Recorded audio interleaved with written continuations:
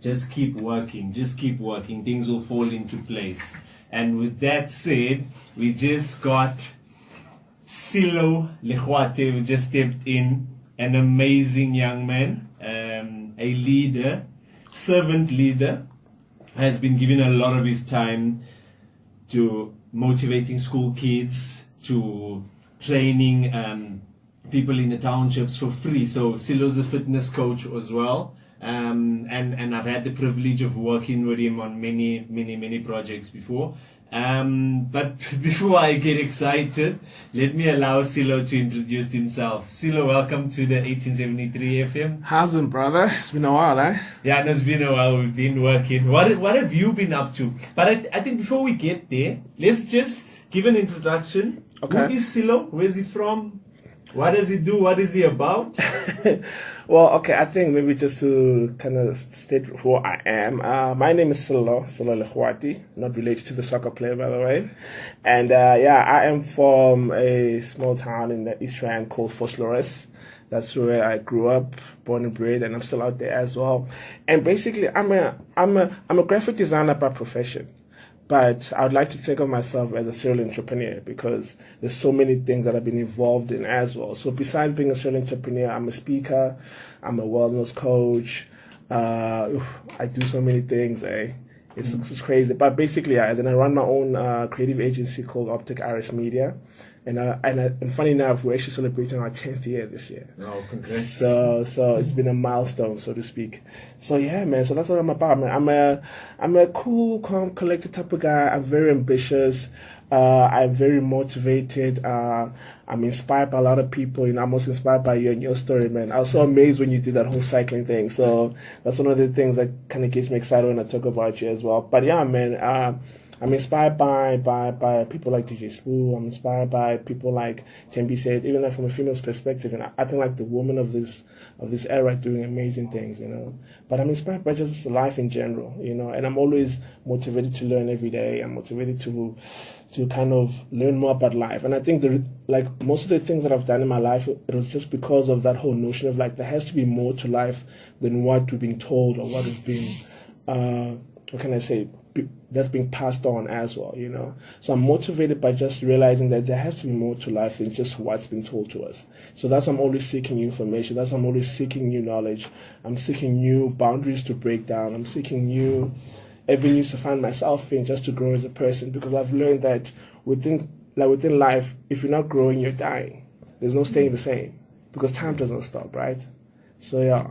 Okay. So I mean, like, we all know, not only in South Africa, in Africa, in fact around the world, entrepreneurial business or entrepreneurship initiatives last 1 or 2 years, 10 years. Yeah. Has it been good? Has it been nice? Has it been a turn up over 10 years? Oh man! Because you know what I hate? Yeah. I hate it when people are balling and they're balling with money that doesn't belong to them. Yeah. I hate it when we give young people the false narrative that it's just going to be a smooth ride. And then when these youngsters fail, then what happens is they feel like they're a failure because they never saw these people who are balling. They never saw them fail. Yeah. What is practically, can you just sum up the 10 years for you, the good, the bad and the ugly, so that we know that once someone has made it or has achieved a certain level of success, it wasn't just a walk in the park. Yeah, I think maybe like one of the things which I can mention is that one of my biggest sustainability within all of these years was my why. I think my why was very strong in why it is that I do what I do, because I realized that when I fail, it's not just about me. You know, like there's a ripple effect to me failing. So failure is not an option. You know, so realizing that was also my why, in terms of knowing that I'm not just doing it for myself, but I'm also doing it for whoever's watching me doing what I'm doing, and also for my family, and also just realizing that if I fail, it's gonna have a massive impact on other people, not just me as well. So that's kind of been like the backbone in terms of the why, and just in terms of how it's been up and down, eh? Because one of the reasons why I even left working for a job, I mean like for a boss, which was almost like in 2008, you know, and one of my biggest motivations was that I wanted to own my own time. because I realized time is a commodity that we cannot afford not to have. Because when time is gone, it's gone. And one of the things which, for me personally, which I hate is regret. I never want to look at something and say that, I wish I should have done this and this. So I knew that if I do not own my own time, I will not be able to kind of leverage on everything else that I can do. And the reason I'm able to do the things that I do is because of time, because I own my own time. So now the 8 hours that normally a person who sits behind the desk has, owned by their boss. So you're actually exchanging time for money. You're pushing someone else's dream. Exactly. But it's a medium of exchange, because you're exchanging your time for money, because that 8 hours that you spend in the office is what you're going to get paid for. So for me, I wanted to leverage more on time, and obviously even that notion of saying, every boarders got 24 hours, but then why is other people successful and then other people not? It's because of how they utilize that time, And then what I did, then I left working for a boss. I did my own thing. And funny enough, the company that I'm running now, I ran it as a side business before I actually left to run it full time, Because somehow, and I wouldn't advise this to other people, but obviously, there's always, practically in terms of when you want to do your own thing, they say you must save up for like 3 months, right? Save up for 3 months, and then before that, and then you can do your whatever you do, because obviously you still have bills to pay, you still have things. So 3 months is enough to know whether whatever you're doing is sustainable, right? I agree with you, because when I left corporate, I was just very emotional. Yeah. And I do believe it's not the right thing to do. Yeah. Even if you're truly unhappy at work. Yeah. Rather stick it out for that 6 months, 8 months, and then build, so that by the time you leave, you would have saved up something that can keep you a while. Yes. Whereas if you just leave, you're starting from rock scratch, bottom, right? and then if you don't have the resilience to withstand all the negativity and the failures, it's gonna be a tough ride. Yeah. Silo, like I said in my introduction, I've had the privilege of working with you on many projects. Mm-hmm. What specifically stands out for me is when we go to school, and I love how you actually use what was a negative towards you, and then you spin it positively. The fact that people used to tease you, I just want us to touch on that, because we got our people on Facebook, and then people listening in all over, because you might have some young kids being teased at school. I just want you to share your story of how you overcame it. Yeah. Well, I mean, I think like when I was young, when I started kind of going to, primary and all that stuff, I used to have a lot of things against me, because firstly, I used to have a speech impediment problem. So I used to stutter a lot. So I couldn't speak very well. And then people hear me speak now, they're like, "Are you serious? Did you really go through that?" I'm like, "Yes." It was a very hectic thing for me, because I used to stutter so much that I used to even like shake before I speak, because I couldn't. It's almost like my brain was working quicker than what I wanted to say, or vice versa. I just don't know how it was. And I used to stutter, and people used to tease me of that as well. Then they used to tease me about my head. They used to tease me about how I looked. Because it was, I guess it's school as well. Like kids, they just hectic like that. They mean. Yes. So for me, then being teased, obviously, naturally, it will affect your self-confidence, right? It will affect how you interact with people, and then somehow you have to find something that's for you that makes you stand out of everybody, So because I was teased a lot, I was not the cool guy in school. I was not like that, like the guy with the swag, whatever. So I was like, I want to be the smart guy. You know what I mean? So then I started now trying to be the guy who's smart, because even though you'd make fun of me, even though you'd make fun of me, but then I'll still be the guy who you come to for you to help you with your homework or something. You know what I mean? So I had a purpose, right? So then that being what it was, it kind of now also gave me a thick skin as well. So it's almost like right now, I even tell people, or even when I go to school, like there's nothing that anybody can say to me that I've not heard before. So in a way, I kind of appreciate going through what I went through, because it has made me a stronger person now in life as well. It made me be more resilient, as you said, as well, and it made me more self-confident and know who I am, because I realized that the way I looked did not determine whether I became successful or not. You know what I mean? And which is why I would always encourage other young people that, never determine your success in life in terms of how you look, because at the end of the day, whatever you do, whatever actions you take, those are what will sustain you. not in terms of how you look. I mean, okay, fine, maybe people like models can get away with something like in terms of their looks, will get them jobs, whatever. But I think at the end of the day, I always say, even now, I'm in the design industry, right? And it's a very saturated industry. And I always tell people that I'm not the best designer, but the small things that I kind of apply to what I do is what kind of makes me stand out as well. Because then people will say, there's so many people who do what you do, but now what makes you different? Then I say, but for me, maybe it's my punctuality. Maybe it's the way I treat people. Maybe it's the way I show respect. Maybe it's the way I become very, then I relatable in just how I treat another person, which now is like, I work with you not because you're the best, but because you're a good person and because there's something about you that makes me want to engage with you. Because after I engage with you, because I always like to say, I like to under-promise and over-deliver, because it's been one of our standing notion or our outstanding, how can I say, principle. You know what I mean? Because I realize that people, you know what I'm saying? Our USP, so to speak. It's selling here as an entrepreneur. You know what I mean? So the other thing that I'm not too sure if it's still the same within from your kasi, but I know in my kasi, like most of the times you tend to find out that when you're a positive thinking person, or you're a very ambitious person, you sometimes feel like you're a lone voice. Yes. And they always say that you can gauge your future by the 5 people closest to you. Of course. And I've had many a times where I was the most knowledgeable in my crew. Yeah. But I would always make sure that I get people who are smarter than me. Of course. People who work harder than me so I can learn. Yeah. Is it still the same for you? Yes. Or have you managed to change or to convert some of the negative minds within your kasi? Because I think right now, as much as if you ask someone to complain now, they'll give you hundreds or thousands of reasons to complain. Yeah. But if you ask anyone, give me 10 good or positive things, they're going to struggle. Yeah. Because the mindset is not geared towards that. What are you currently busy with that is changing kasi? Yeah.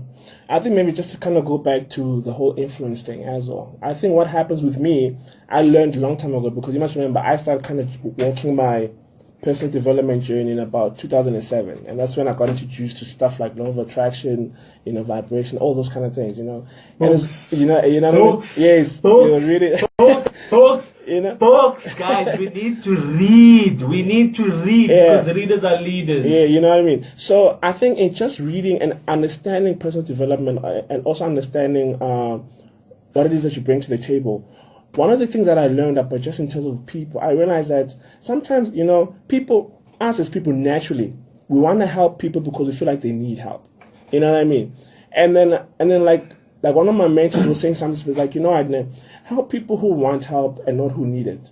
A lot of people need it, but now who wants it? Because the people who want help or who want to understand or who want growth, they're the ones who come and ask, and they're the ones who, even if whatever you tell them, they'll take it as you're saying it, and then they'll apply it because they really want to change. You know what I mean? They've taken initiative. Exactly. And you're reminding me of myself when I stopped. For those that know me, as well as Silo as well. For those that know me, I used to be a child alcoholic, and at 16 when I stopped, it was literally because I wanted to stop. Yes. I made that decision, and from there I never had to go to no rehab center.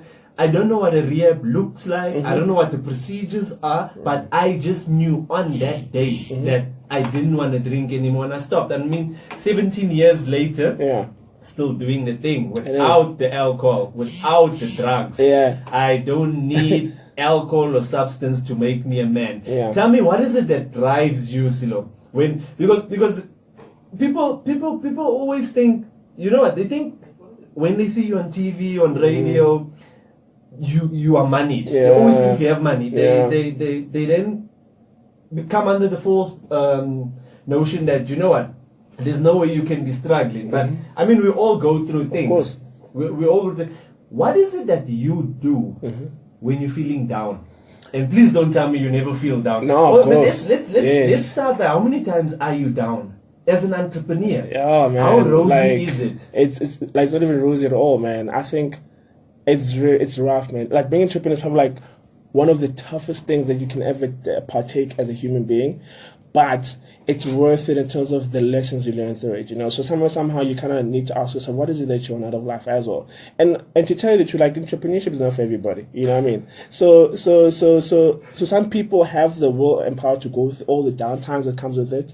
And also, to give an example, like in 2009, I almost got my car repossessed, right? Because I couldn't make payments. Now this is 2009. I actually received that call from the sheriff. They're like, you know what, if you don't pay what you owe within a week, you need to come and get the car. And I just bought my car. Remember, I bought my car brand new, right? So I had to kind of now shuffle around and see what I can do just to kind of even patch up whatever I was owing them, So I went through that as well. I've been to a point where there was no food in the house. I've been through times when there was nothing to eat. I've been through times when I was hungry, like the stuff which I couldn't even travel. I have to ask friends for money. I have to ask people who knew somebody for money. Said, look, what, I'll pay you back. So I've been through that journey of just being, like as you put, like hitting rock bottom as well. But somehow you need to find yourself to lift yourself up. And the reason why I was able to lift myself up is because I realized it was important to kind of have human capital or gain human resources, which when I'm down, I'm able to tap into. Now people ask me like, what are you talking about? Now, obviously, I'm talking about stuff like self-belief, about knowing what you want. Affirmations are very important, like visualizing things that you want to achieve. Gratitude was also one of them, as being grateful. Now, these are just practical stuff that you can use in your own life in terms of kind of like getting yourself out of those down moments. Because you must remember, affirmations help you in terms of remind you what it is that you want to achieve in life. Gratitude makes you appreciate what you have currently. So now when you become grateful for what you have, you're able to open up your space to receive more because you're really comfortable with with how your life is as it is right now. You know what I mean? And then you get all these other things that now you start learning how to take action as well, because then you realize that nobody's going to do it for you.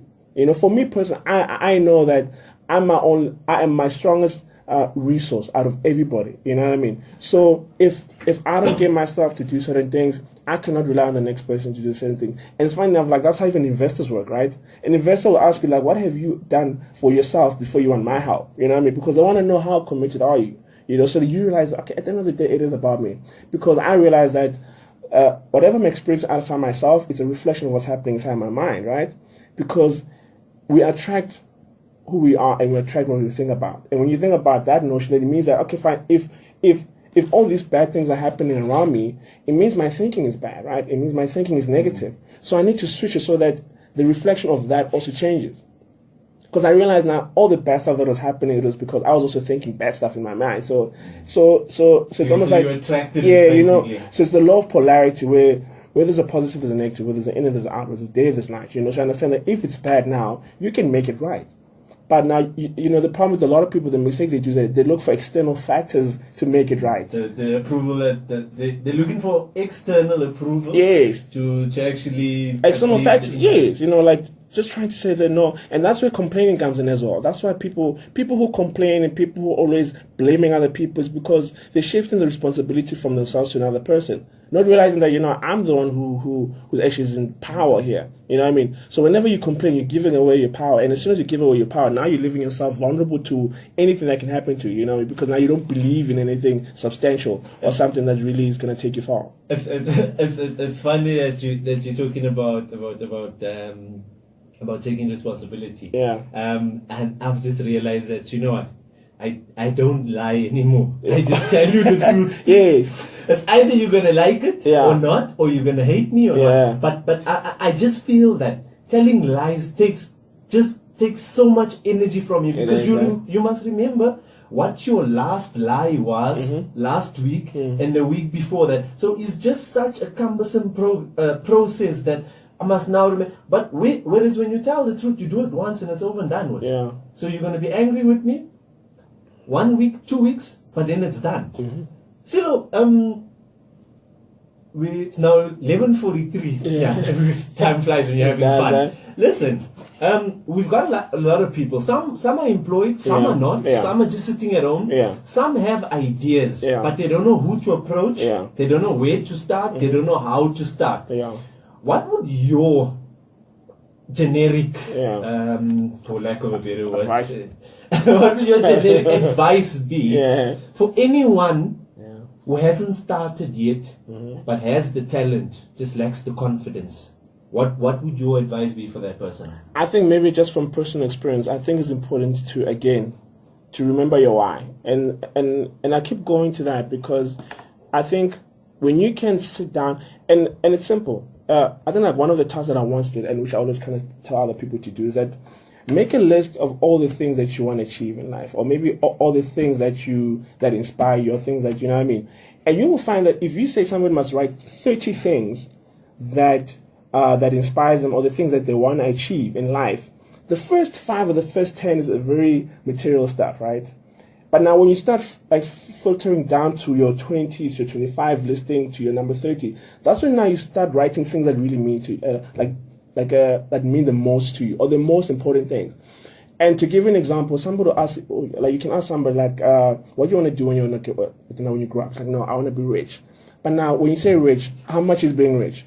Like you want 10,000, you want 100,000, you want 1,000, you know what I mean? So it's important to be specific about what it is that you want to achieve, because the more specific, and I always say, you know, your goals or your dreams must be so easy to understand that even a 2-year-old can understand it. That's when you know that your goal is specific, because you've simplified it very much.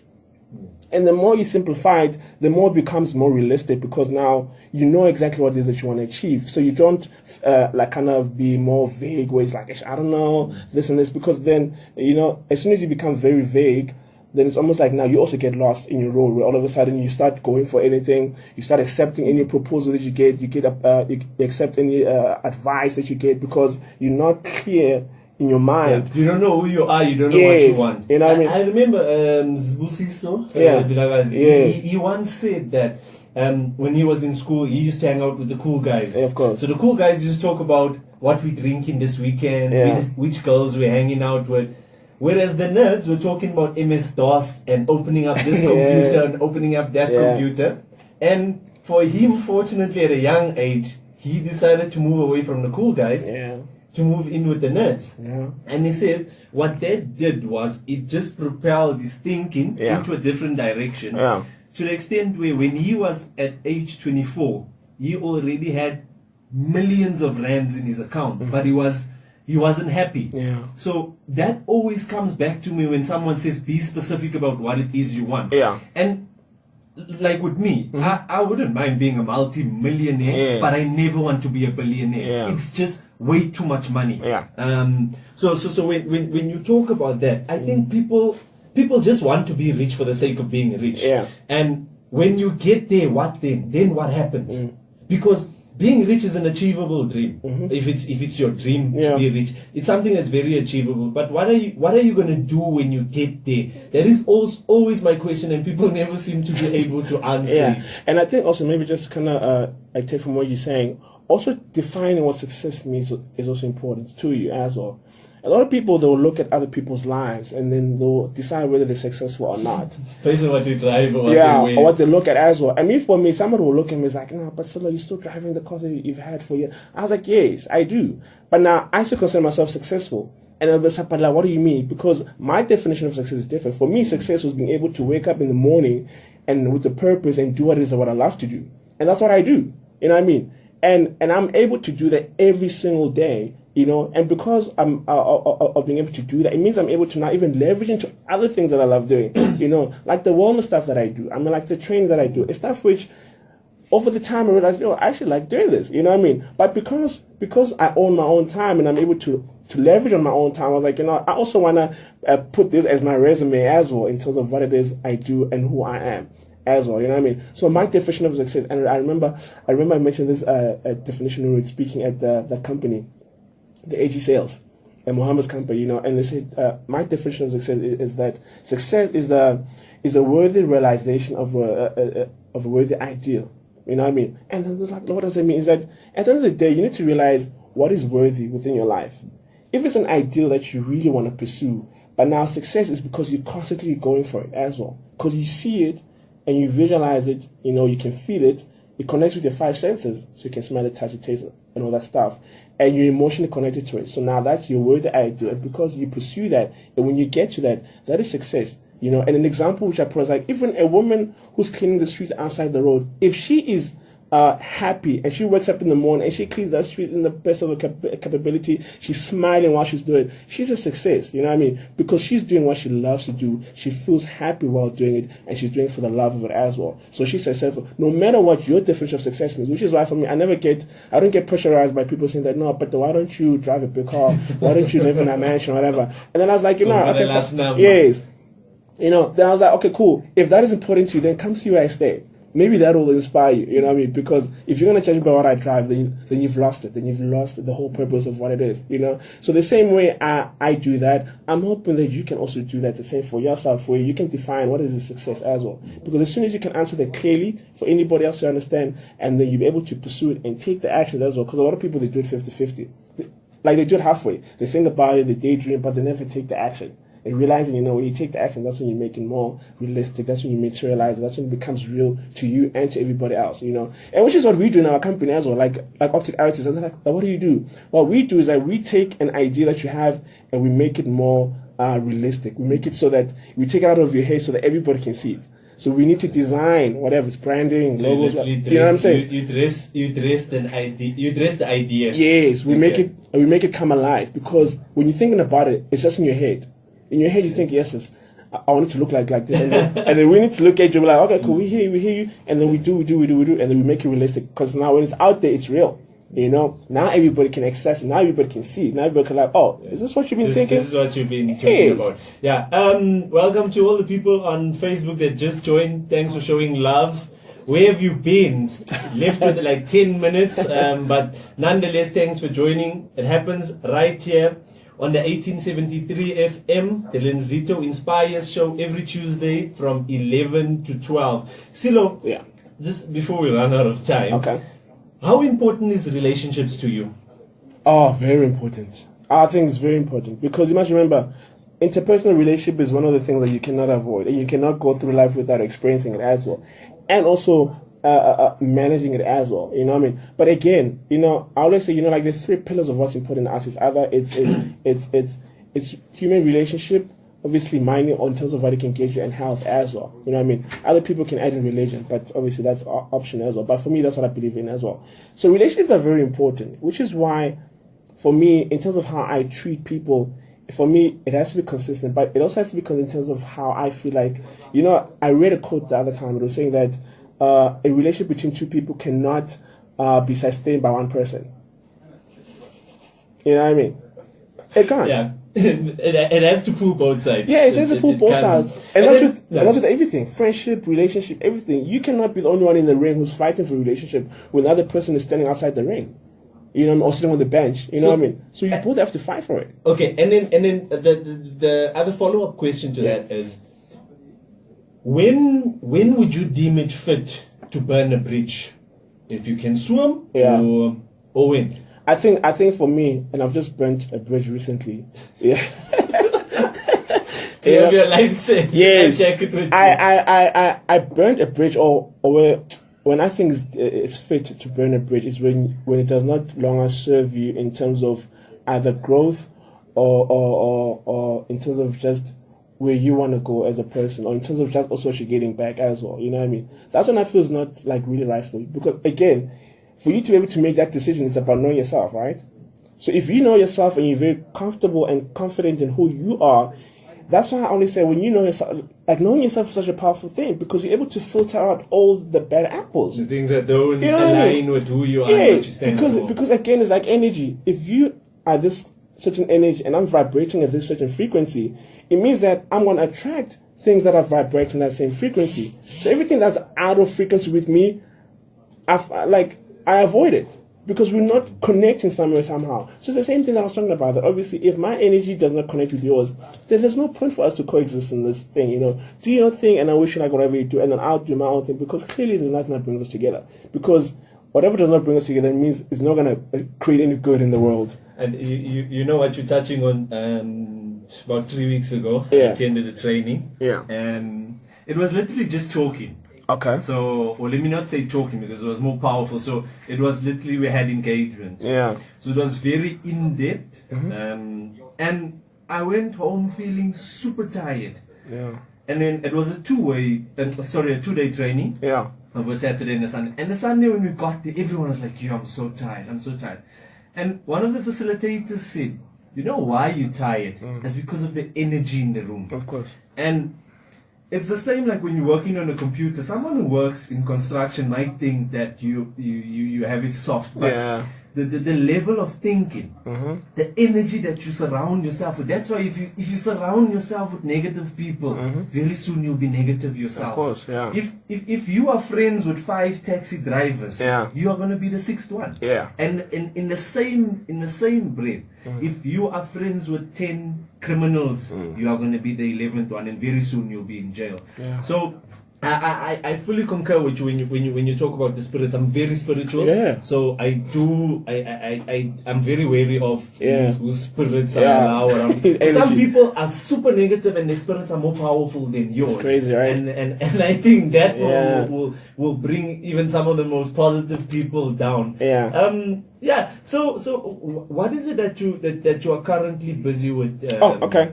Well, currently what I'm busy with is that obviously, as you know, I still run my company. I mean, 10 years, a long time, man. I cannot. That's my baby right there. You know? So I'm very protective of my baby. And then I've also switched to wellness as well. I'm a wellness coach. So I help people in terms of like the physique as well, whether it's to lose weight, whether it's to kind of gain whatever. But also it kind of ties into my whole motivation as well, because I realize, you know, sometimes it's very difficult for somebody to motivate you when they don't feel comfortable in their own skin or their own body as well. You know what I mean? So as a wellness coach, that's what I do as well. I educate people on nutrition. I help with exercises. We have a fit club as well in Foslo. It's called EFC. You know, the Eastfield Fit Club as well. Is it still free or are you charging now? Well, you know what? You know what is free? Is the boot camps are free. Oh, okay. The ones that I charge are more on your one-on-one. When somebody says, you know, so I want you to help me achieve a goal, and I want to train 2, 3, 4 times a week. Those ones I charge because now, obviously, it means I'm giving my time as well to make sure, like, to help you through your wellness journey. You know, so the free ones are the weekends ones. We're like, okay, guys, just come through, call whoever, everybody come through, and then let's just all work out as well. You know. When is the next one? The next one, I don't know. I think I've kind of put on hold right now because of just other things or the logistics that I'm trying to sort out. Because I'm trying to get a good venue as well. You know, so it's a bit on hold until that is sorted. Then maybe I'll put that information out there as well. So where can people follow you? Oh, they can follow me on all social media platforms. It's Selo Lekwati. Lekwati is Legwati. You know, so you can find me on Facebook, Instagram, Twitter. I'm a bit less on Twitter, but yeah, Facebook, Instagram, I think everywhere. Basically, man. I think. Oh, they can even Google me. I'll leave that. Google my. Yes, you can Google. It'll give you all my link, and you will not only find Facebook, by the way. You know, so you must recognize that there's a reason I'm saying Google me, because it's not going to take you to Facebook only. There's other things that you'll learn about me in terms of what I do. You know, because I've been so fortunate to be part of. Even Sliff as well. The school talks. I can't forget about Sliff. Sliff has been one of the foundations that obviously we work with as well. I became part of it 2010, so it's been like almost 8 years now, and it's been a wonderful journey in being there, and I hope we kind of go back to it. I think there's so much knowledge and inspiration we can pass down to these young people from an experience point of view, from an awareness perspective as well. Man, so Slef is one of our homes, you know, but yeah, basically that's what we do, man. Anything else, you can just reach out to me and then inbox me, whatever the case may be, then I can speak to you. 3 minutes to the hour of 12. Wow. It's crazy, I right? think we need some more time. Because man. Yeah. I'm almost speechless. Silo. Yes. Just a slightly show. I don't want to make the show boring. Yeah. Slightly controversial. Okay. We live in South Africa. Yes. We're entrepreneurs. Mm-hmm. There are terms going around like radical economic transformation, all these things. Yeah. Do you think you are where you are because of your skin color? Do you think you'd have been further if you were a different skin color? Do you think the demographics of this country is also part of the struggles that we're facing as young black youth? Oh, it's a tough one. And if you agree that yes, we are being held back by our skin, what is it that you think we can do? It's a very difficult one to answer it, because obviously, and this is my own personal opinion, and for me personally, I think, like, at the end of the day, again, it goes back to blame. It goes back to complaining. And I think the reason why is because now we come from a society of feeling like we deserve things. You feel like you should be given things. You feel like you should be given handouts for whatever reason, whether it's black, whether it's whatever the case may be. And I think that mental of thinking, it makes us lazy. It makes us very, very, very lazy. It makes us very aggressive as well, because now we feel like we're entitled. We have a very entitled mentality that's going on. You know what I mean? And I think if we can just shift that kind of thinking, you probably, as much as, like you said, like racism exists, whatever the case may be, but if you feed the beast, then obviously you're going to be part of it as well. You're going to be involved in those conversations. It's going to aggravate you because you're so passionate about it.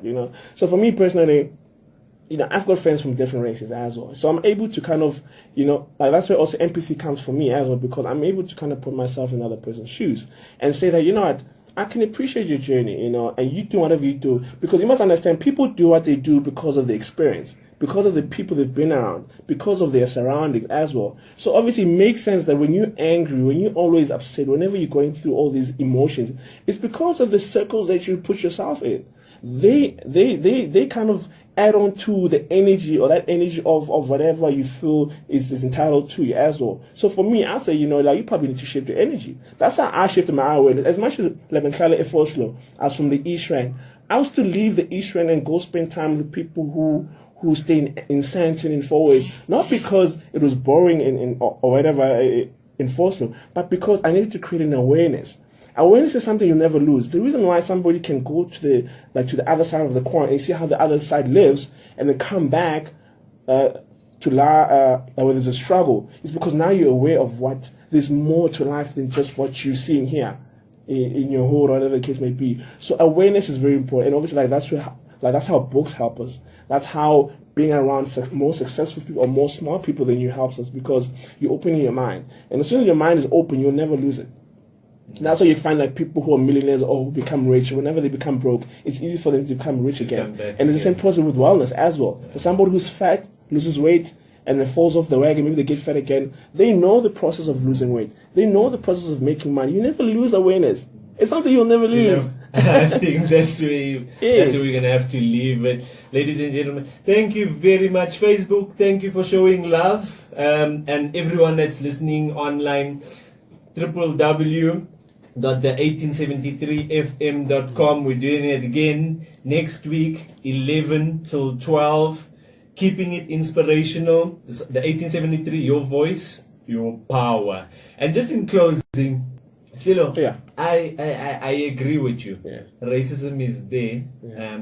We do have challenges as black young entrepreneurs. Mm-hmm. But if you complain about it, nothing's going to change. Yep. So you just need to get up, do your thing, know that it is there, but don't focus on it, because it will always be there. But people also judge you on how you react to the obstacles that are there. So if you're gonna focus on it, that's gonna be your job. Your job is gonna be to complain about what's blocking you. So you rather acknowledge that it's there and find a way either around it or over it or under it. And get your power back, right? 100%. Get your power back. So yeah, look, time flew. We're gonna have to do this again. Guys, follow us at the 1873 FM. And then just keep in touch. We'll keep bringing you the inspiration. Thank you very much. Silo? Yeah, man. Appreciate it, man. Thank you very much for coming and sharing your story with our listeners. Awesome, man. It's been an awesome interview, man. I loved it.